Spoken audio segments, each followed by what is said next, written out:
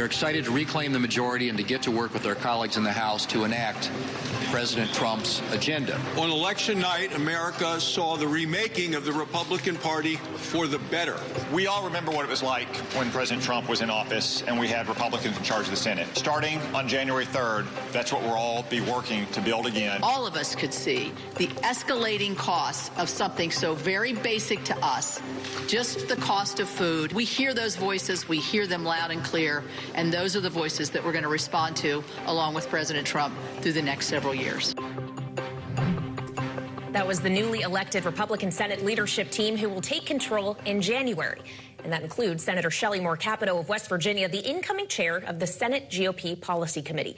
And she's joining us now live from Capitol Hill here on Bloomberg TV and radio. Senator, congratulations on the election. I do wonder, as you talked there about listening to the voices, to what extent this leadership team will be listening to the voice of the president-elect, soon-to-be president. How much daylight should we expect there to be between a Republican majority in the Senate and the White House? Well, you know, I think we have to look at the results of the election. The president really won quite handily in a mandate.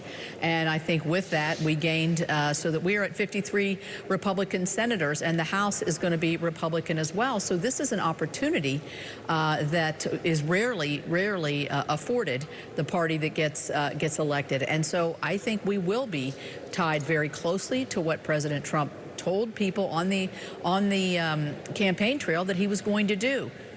Fix the border, work on inflation and make sure that affordability is what every family can have, an energy policy that makes sense, an international leader that's strong and gives the right messages around the world. This is what we expect, and so far I think that's what the president intends to do. You mentioned energy policy, Senator. Just to drill down a little bit more specifically, we watched shares of some automakers fall pretty sharply today after Reuters reported what many expected, that Donald Trump plans to eliminate the $7,500 consumer tax credit for EVs, electric vehicle purchases. We spoke with a colleague of yours from the other chamber, Republican Congressman Andy Barr of Kentucky, on the early edition of Balance of Power. Here's what he had to say about it. If you talk to auto dealers across this country, certainly in Kentucky, the demand for EVs is simply not there.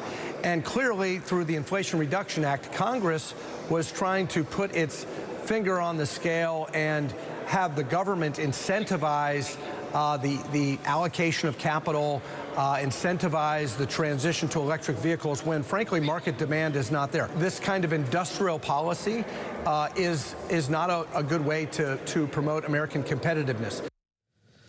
Now, what are your thoughts on this, Senator? And you probably saw this coming as well. We saw shares of Tesla go down, Rivian down, Ford down. Does Donald Trump have the votes? And would you support that move to make it happen? I would support it. I don't think that the federal government should be incentivizing a certain product, and certainly EVs is what the Biden administration has been incentivizing. But I would even go a step further. There's been a policy to drive us to electric vehicles, but at the same time, in the bipartisan infrastructure package, which I voted for, there was money there to help with the infrastructure part, the recharging and all of that, and the government has failed in terms of deploying that. So there's really no infrastructure, and certainly in my area of West Virginia, rural areas, to even have electric vehicles be successfully used in many, many households. And so you see the car company, automotive manufacturers, they've ceased making certain models because the demand is not there. You can't force this. Besides the fact they're much more expensive, and a lot of places in this country, like my state of West Virginia, it'd be pretty tough on a very cold day to drive through those mountains very far in an electric car. Well, right now, Senator, of course, you're not home in West Virginia. You are in the Capitol, and there is still some work for you and your colleagues to do in this session of Congress. There's government funding that needs to be figured out by year end. We heard from Congressman Barr that he does not think the can should be kicked down the road anymore, that these actual appropriation bills need to cross the finish line so that there can be a clean, fresh start when the new Congress sits and President Trump takes office. Is that likely to happen?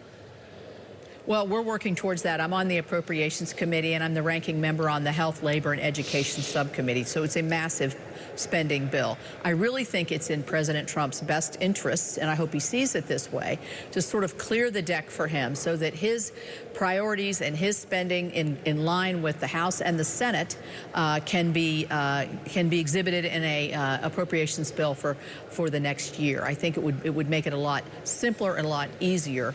It is a lot to cram in at the end of the year, but you know, this lays really honestly, I think, at the feet of Senator Chuck Schumer. We passed our bills in July out of committee in a bipartisan fashion, and he never put them on the floor. So if he had done that, we could have already worked through amendments and we could be further along in this process than we are.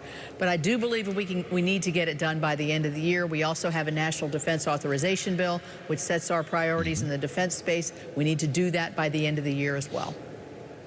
Another call for regular order, Senator. We hear you. You mentioned at the outset of the interview that it's time to follow the results of the election, and Donald Trump has been filling in the blanks fast and furiously over the past couple of days here in filling out a cabinet. It's going to be up to the Senate, of course, to provide the advice and consent on many of these names, including the likes of Matt Gaetz for Attorney General, including the likes of RFK Jr. For Health and Human Services. Will the Senate support these appointments? Well, I think we're a long way from finding out the answer there. I do think that by and large the president has the authority and the prerogative, and in an election such as this, the will to move forward with his own appointees that he thinks will put into action the promises that he made during the election. He was very specific. He says he wants a DOJ that's not weaponized. He wants a DOJ that's fair to everybody. And I think he feels, and many of us do, that he has not been treated fairly by our own DOJ.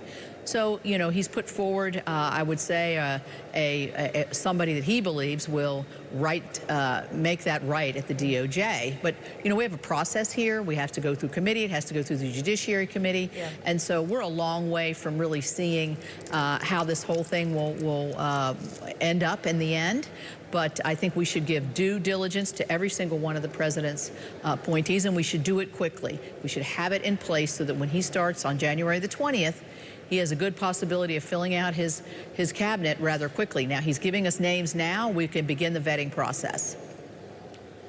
Well, and that vetting process is, of course, one of the checks and balances that is embedded into the U.S. democratic system, Senator. And I wonder if you have concern about the potential removal of those checks if instead we get a bunch of recess appointments. What is leadership's view on that request from Donald Trump? I mean, you know, my view, and I heard our new leader, John Thune, say this as well. Our mission is to fulfill our advise and consent role and do the confirmation process. So we can do it if we work, you know, around the clock and burn the hours that it takes to get these nominees in front of the full Senate. We can fulfill in the regular order way of confirming the nominees, and that's what we intend to do. I think all of this talk about recess appointments is way premature. I don't believe that's the direction that we want to go, and I don't think President Trump will want to go that. He wants the confirmation of the Senate because we're going to be working together all throughout these next several years, and we need to make sure that we not that we respect each other's roles, but that we have the confirmation from each other that we're moving in the right direction. A newsy conversation, Senator. Thank you so much for answering all of our questions. Republican Shelley Moore, Capito of West Virginia, congrats again. That's the 4th ranking Republican in the U.S. Senate.